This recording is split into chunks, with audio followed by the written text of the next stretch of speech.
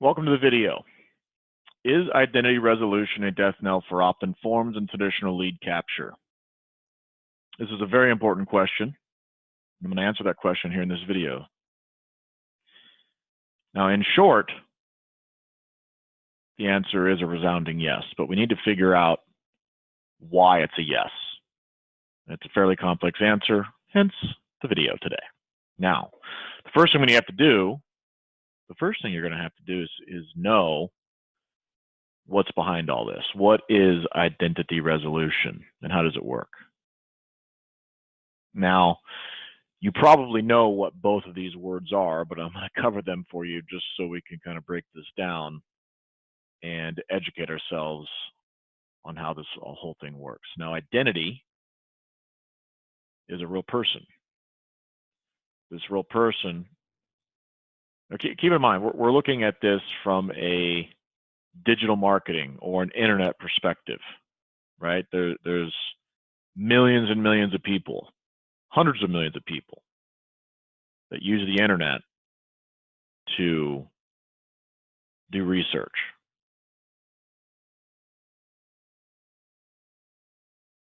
And these people have an identity.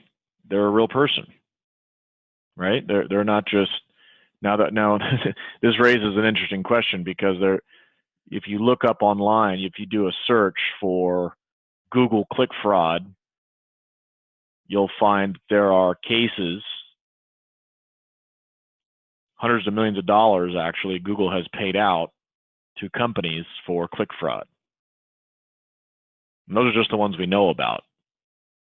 When I looked that up, the question I asked myself was, well, how many of these cases are happening that we don't know about? How many cases were settled outside of the public eye? I'd be willing to bet it's a lot more than the 120 million that I just found on page 1. Because if I'm Google, I'm keeping that dirt off of my website, right? So bottom line, we want to have the identity of the person that we're marketing to. We want to know who they are. So the first part of identity resolution is, who is the person? Resolution is certain. It's a final solution. It's deterministic. So we're resolving the identity of a human being. That's really what identity resolution is. It's taking anonymous website traffic and resolving it to an identity. So put them together. No bots. Back to that click fraud thing we just talked about. If you're marketing on Facebook, let's say you're a Facebook guy and you only market on Facebook, your revenue is dependent on Facebook traffic. I want you to go to Facebook right now, or as soon as this video is over, and I want you to send them an email to their support. And I want you to say, hey, Facebook, can you send me the names, addresses, and phone numbers and device IDs of all the people that clicked on my ad? And you're going to wait, because they're not going to give it to you, because that's how they make their money. They charge you for that. They charge a premium for that. You have to earn that. You have to through conversion, you have to get, not just from the ad, you have to get that person after the click. You have to earn that email address. And you're subject to user input, right? How many times have you gotten leads on Facebook that were bogus? People put in some, humorous email address, right? Now, the basis of this is Internet of Things. We're going to talk about that in just a second. I'm going to show you what that is if you don't know what it is. Now, the foundation of identity resolution. Now, keep in mind, the big suppliers, Google and Facebook, they have been doing this to us for years. They have been resolving our identity online for years. And there's a really good reason why, because they want to make our internet experience customized, and they want to make it better. The whole basis of this is our experience online, your experience online, how you experience the websites that you're visiting. Is it relevant to you? Right? If you remember, Rewind 10 years, 15 years. If you go back a certain number of years, then you're going to remember a time when it was nearly impossible to click your way out of a, I call it the banner ad shitstorm, right? Like if you went on a website and you clicked on something, you'd get another banner ad. You clicked off that banner ad, something else would show up, right? People hated that. That was a poor experience. And advertisers made money, but it was a very poor. People complained, so Google had to shift, or else they were going to lose your attention. All websites had to. There was a lot of websites that did this. It was like a never-ending journey just to try to. People just shut down their computer, right? So that didn't last long. So just understand the foundation of all this, all the technology we're talking about right now, identity resolution, Internet of Things, all of it has a foundation in customer experience, user experience.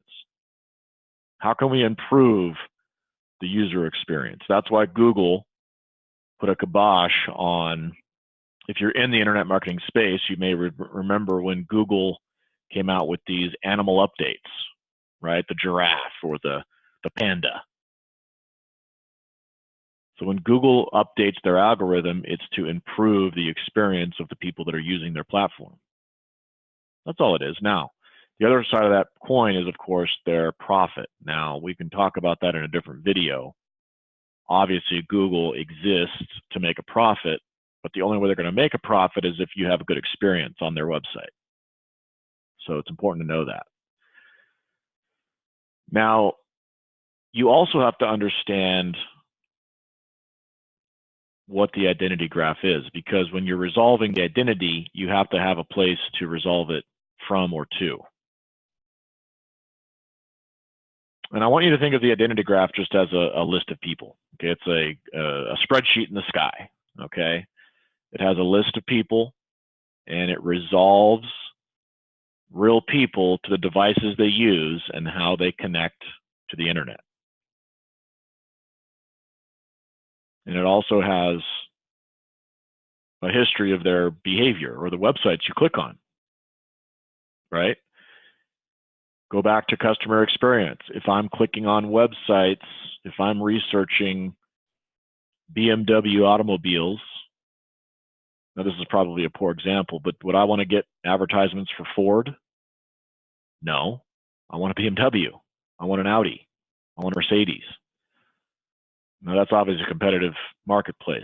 If I start clicking on BMW's websites, I'm probably going to start getting advertisements for their competitors. Mercedes-Benz would love to earn my business if I'm in the market for a BMW. They're going to want to start a conversation with me. They're going to want to try to get me away from their competitor. And that actually spawns into a much deeper conversation. We can cover that on different videos. But just understand that when you're resolving someone's identity online, you have to resolve it from somewhere. You have to get the information from somewhere, and where the information comes from is the graph, the identity graph. And that's really what Google is doing. That's what Facebook is doing. That's what Amazon is doing. That's what all these big websites, these big, massive conglomerate websites are doing. And they've been doing it for years. And that's how they create profit out of thin air. That's how they create revenue. They charge a premium to leverage their identity graph for targeting, demographic targeting online. You can target people online using their identity graph, but they will not give you their first-party data, even if the person comes to your website. That's why I asked you earlier to call Facebook and ask them to give you the identity of the people that are clicking on your ads. They are not going to do that, because that would defeat the purpose of them making profit from your ads. Then you wouldn't need Facebook, right? Facebook will allow you to retarget using their pixel on their platform. But if you went to Facebook and said, hey, can you give me the identity of the last 50 clicks that clicked on the ad and didn't opt in? They wouldn't do it, because then you wouldn't have to pay them anymore for that traffic. Then you could take the let's say it's Bob. Let's say you want to get the identity of Bob. If you want Bob's name and information and device ID and his email address, you got to earn it. You could then take it off their platform and go advertise somewhere else. They want to capture as many of your marketing dollars as they possibly can, which is why it's designed the way it is. To not give you the identity, you have to earn it through conversion. But every one of these big suppliers, every one of these big companies has a graph or an identity graph where they're storing all of this behavior, all of this information, a big list of people. So think of it as like I said, a big spreadsheet. So this is sort of a picture version of what an identity graph looks like. All right, let's talk about Bob, right? Bob probably has multiple email addresses. Bob probably connects to the internet with multiple devices. Bob probably has multiple products or behaviors that he's exhibiting online that companies can leverage to, again, create remember that customer experience we're talking about. The whole goal of an identity graph is to understand the behavior of the user so we can give him a good experience.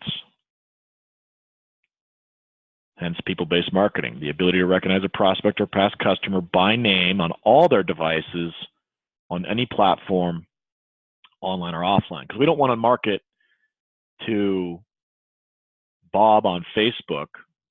We don't want to necessarily market to Bob just on Google. We're not marketing to a neighborhood. We're marketing to Bob.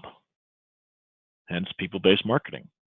We want to be able to market to Bob anywhere, wherever he goes. We don't want to pay a premium to Google. We don't want to pay a premium to Facebook for their targeting. We want to resolve Bob's identity so that we own and control that information. As a business, if you own and control that information, that would make you then platform agnostic, right? You wouldn't need Facebook for the targeting. If you had a list of names and numbers of people that were interested in buying your service, then you could go to Facebook and say, hey, just run ads at Bob. Just run ads at Karen. Just run ads at Jim only.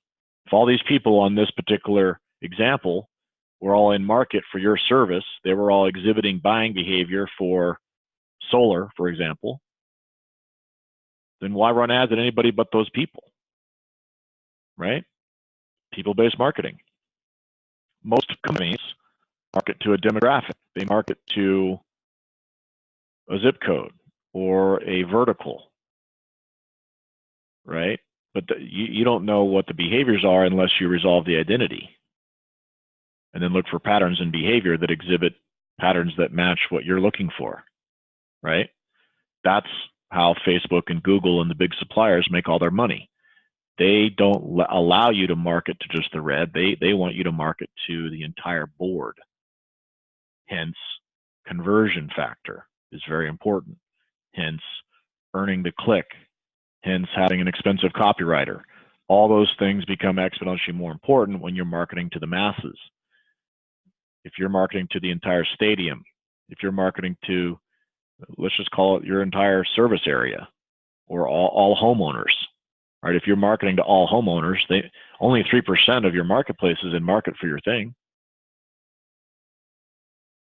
So you don't want to market to the whole demographic. You don't want to market to the whole neighborhood. You only want to market to Bob when he has exhibited behaviors that are congruent with buying your service.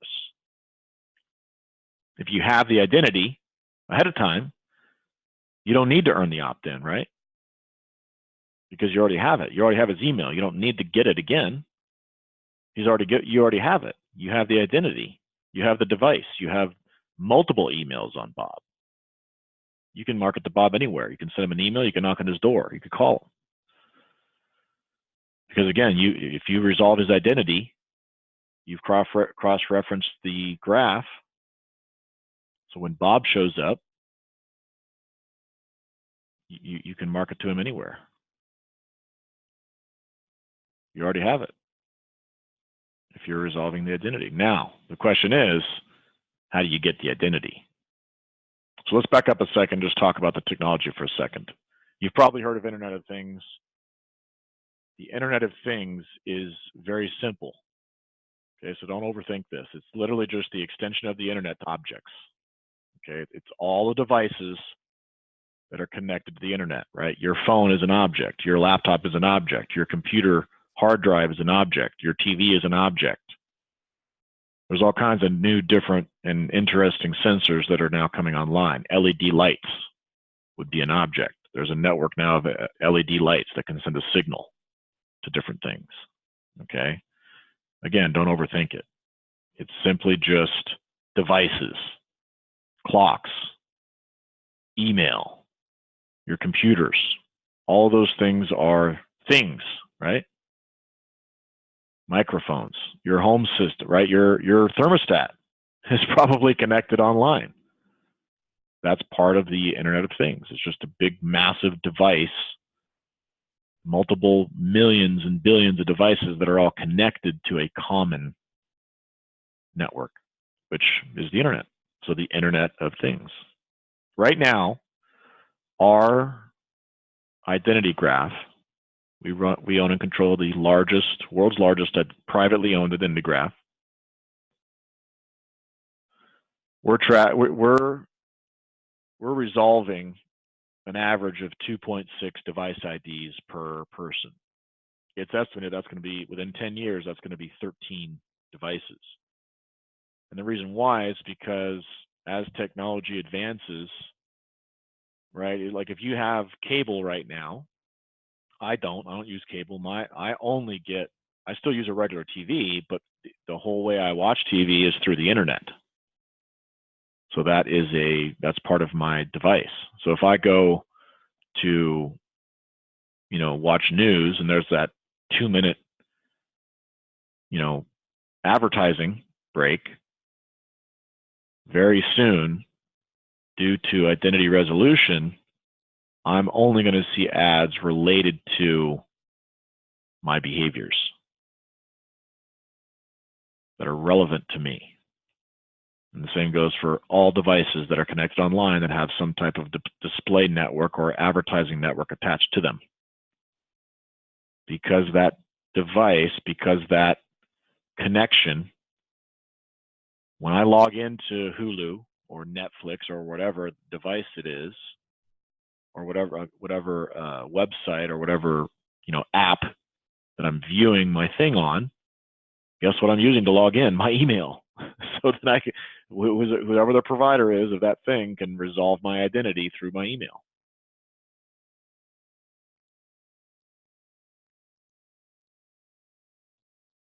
Now, what if people who came into your website, we could send a signal to resolve their identity? So think of the signal as, if you've ever been in the subway, when you walk through that turnstile, that's a click or a website visit, right? So think of that as a signal.